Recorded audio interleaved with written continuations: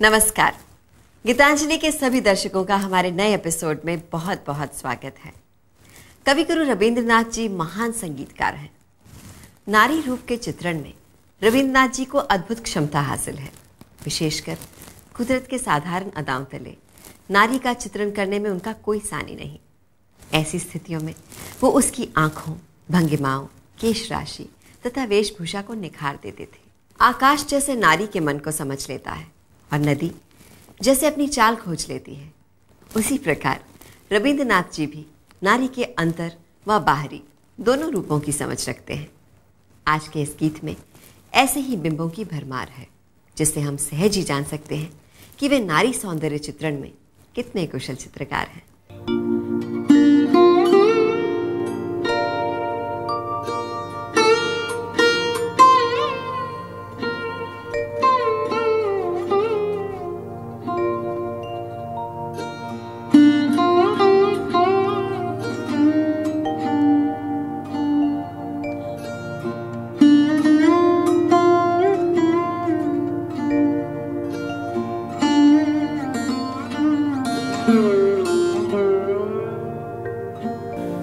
कृष्ण कली में उसी को बोलूं, काली कहे जिसे गांव के लोग। बदराए दिन देखा था मैदान में, काली लड़की की काली हिरन सी आंखें। घूंघट न था सर पे उसके, पीठ पे घने केश थे बिखरे। काली वो जैसी भी काली हो, देखी थी उसकी काली हिरन सी आंखें। कृष्ण कली मैं उसी को बोलूं।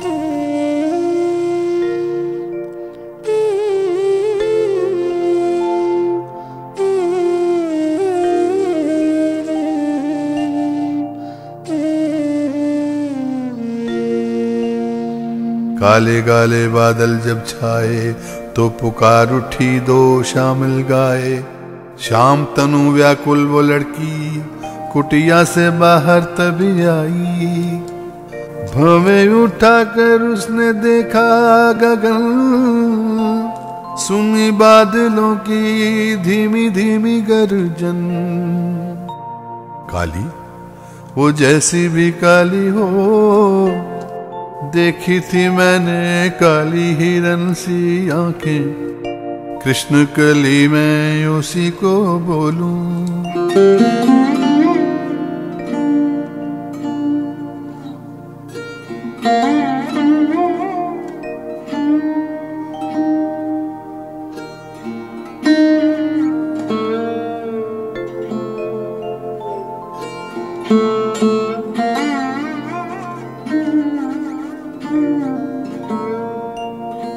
पूरब दिशा से बहती पुरवाई, धान के खेतों में लहर सी छाई।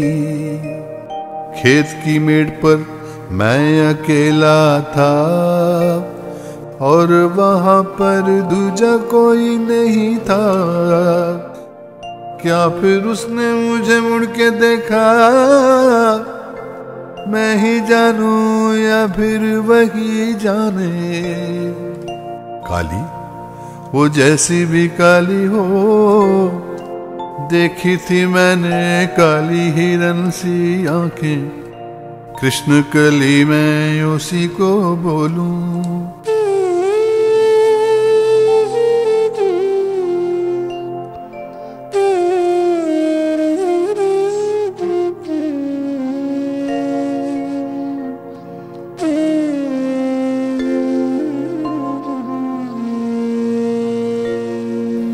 ऐसे ही काजल से काले मेघ, जेठ में घिरते हैं ईशान कोण में। ऐसी ही काली कोमल छाया, आषाढ़ में छाती है तमाल बन में। ऐसी ही श्रावण की रातों में गहरी खुशी मन को घेर लेती है। काली वो जैसी भी काली हो, देखी थी मैंने काली हिरन सी आंखें। कृष्ण कली में उसी को बोलूं, लोग जो बोले उन्हें बोलने दो। देखा था उसको मैं नाटोली के मैदान में, काली लड़की की काली हिरन सी आंखें। सर पे उसने घूंघट न ओढ़ा, लज्जा के लिए समय था थोड़ा। काली वो जैसी भी काली हो, देखी थी उसकी काली हिरन सी आंखें। कृष्ण कली में उसी को बोलूं।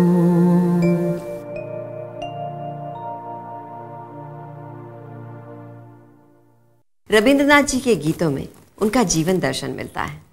उनके भतीजे अवनिंद्रनाथ का कहना है कि रवि काका के लिए संगीत ही उनका बानी था। रविंद्रनाथ जी के लिए यदि जीवन एक बंधन है तो प्रकृति इस बंधन से मुक्त होने का उपाय। उपनिषदों से बाउल तक सभी से कुछ न कुछ लेकर उन्होंने जिस तत्व ज्ञान को रचा है वो एक ऐसी कसौटी है जिस पर मनुष्य खुद अपने को परख सकता है। ऐसे ही एक गीत में पिंजरे में बंद पक्षी की वेदना और मुक्त आकाश में विचरते पक्षी के आनंद, दोनों के मिलन की व्याकुलता का वर्णन किया गया है।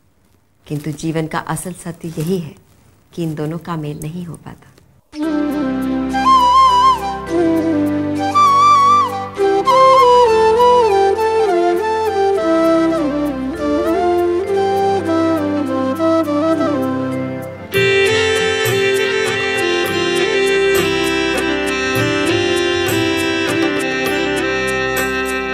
पिंजरे का पंछी था सोने के पिंजरे में, बन का पंछी था बन में।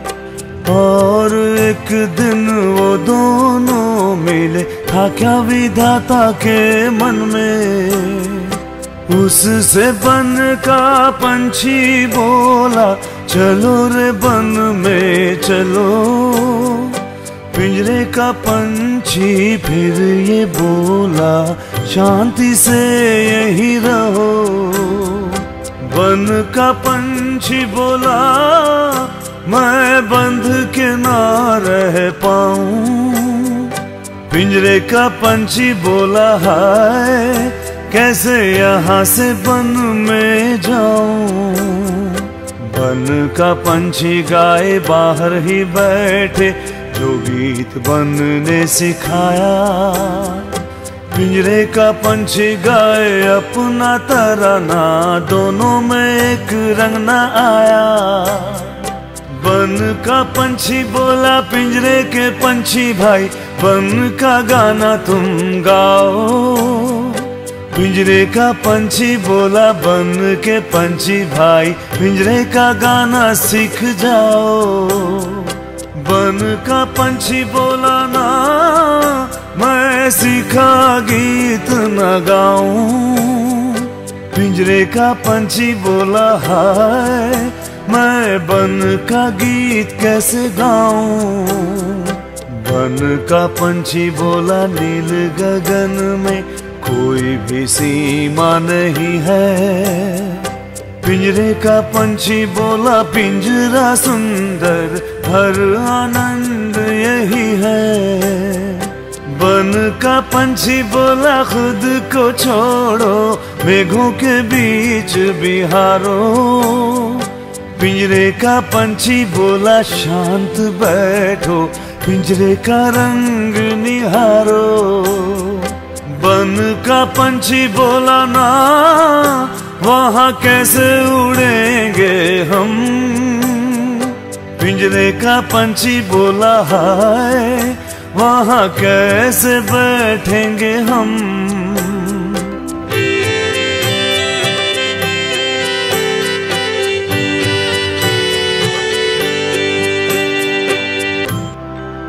ऐसे ही दोनों प्रेम में पड़ गए, लेकिन ना पास वो आए।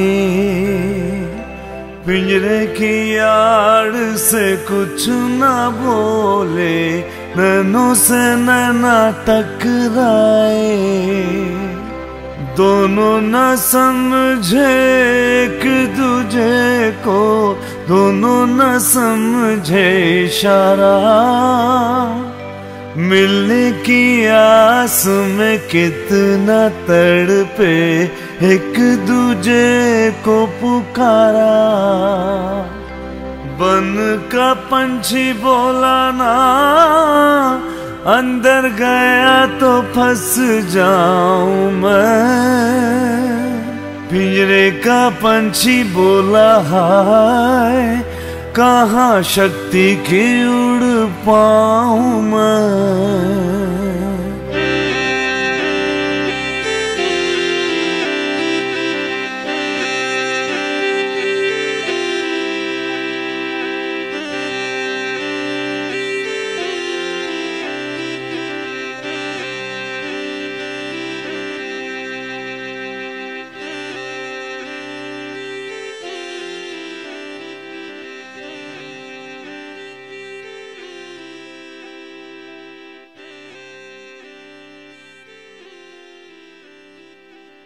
रविंद्रनाथ जी चिरविरही साधना के एक निष्ठ साधक हैं।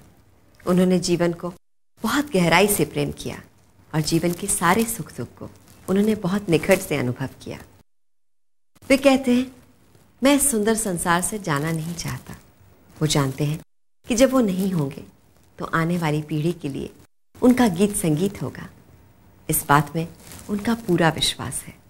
इस गीत में कवि कहते हैं, जीवन सत्य सुंदर व शिव है, पर एक दिन ऐसा प्रभात भी आएगा जब हमारे पैरों के निशान इन रास्तों पर नहीं दिखेंगे, लेकिन तब भी हमारी उपस्थिति महसूस की जाएगी।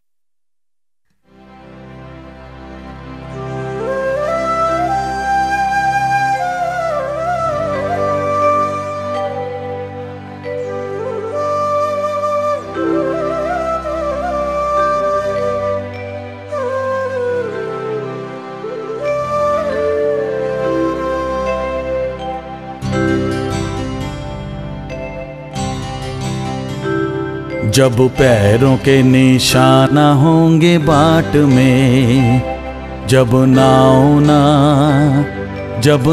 ना होगी मेरी इस घाट में, जब पैरों के निशाना होंगे बाट में, रुकेगा ये चाहते रहना, मिटेगा ये लेना देना, बंद होगा आना जाना हाट में। तब न चाहे याद मुझे रखना तुम, तारों को तकते हुए चाहे ना बुलाना। जब तनपुरे पे धूल सी जम जाएगी, कांटा लाता द्वार पे जो छाएगी, आहा तनपुरे पे धूल सी जम जाएगी। फूलों के बाग घनी घास में छिपेंगे बनवास लिए, ताल के किनारे काई छाएगी। तब ना चाहे याद मुझे रखना तुम, तारों को तकते हुए चाहे ना बुलाना। जब ऐसे ही बजेगी बंसी आंगना, बीतेगा दिन आज की तरह बीतेगा। आहा ऐसे ही बजेगी बंसी आंगना, घाट पे यूं नाव आए जाएगी, भरी भरी नाव भरी गाय चढ़ेगी, यहाँ चरैया खेलेंगे। तब न चाहे याद मुझे करना तुम, तारों की ओर तकते हुए चाहे ना बुलाना। तब कौन कहे मैं न रहूं उस सुबह, हर खेल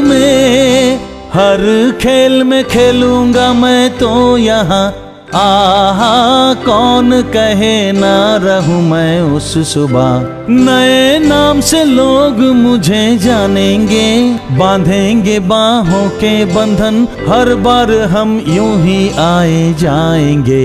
तब न चाहे याद मुझे करना तुम, तारों के ओर तकते हुए, चाहे ना बुलाना जब पैरों के निशान होंगे बाट में।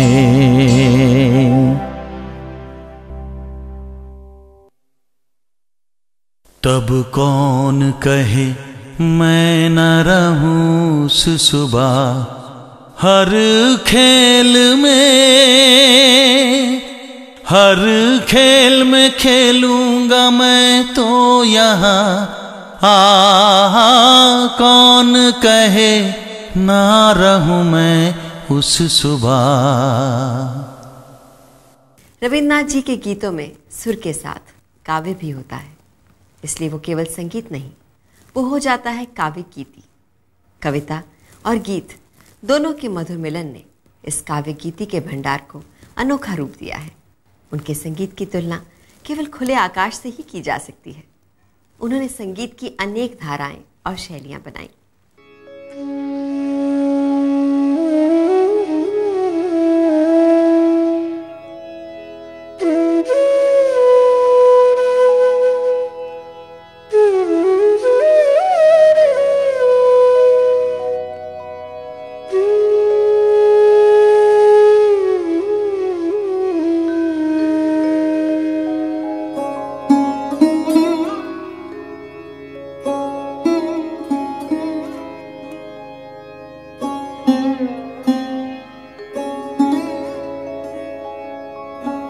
तुम क्या हो बस छवि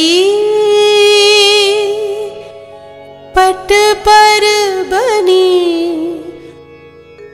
वो जो दूर निहारिकाएं की है जो भीड़ आकाश में नीड़, वो जो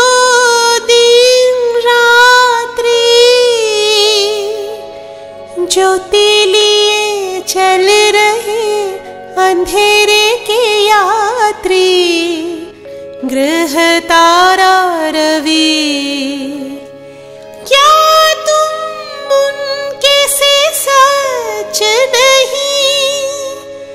हाय छवि तुम बस छवि, तुम क्या हो बस छवि।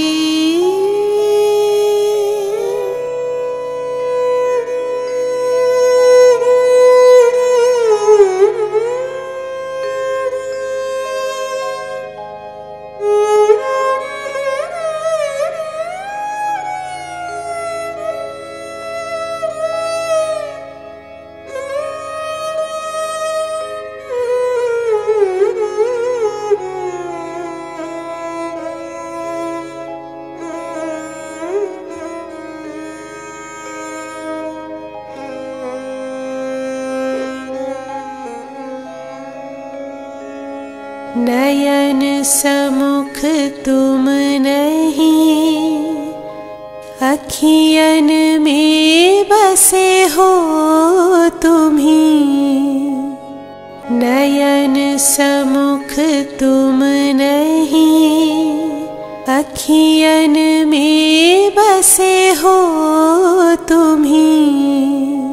तभी आज श्यामल श्यामल में हो नीलिमा में नील, मैंने पाया मेरा अंतर तेरे ही जैसा।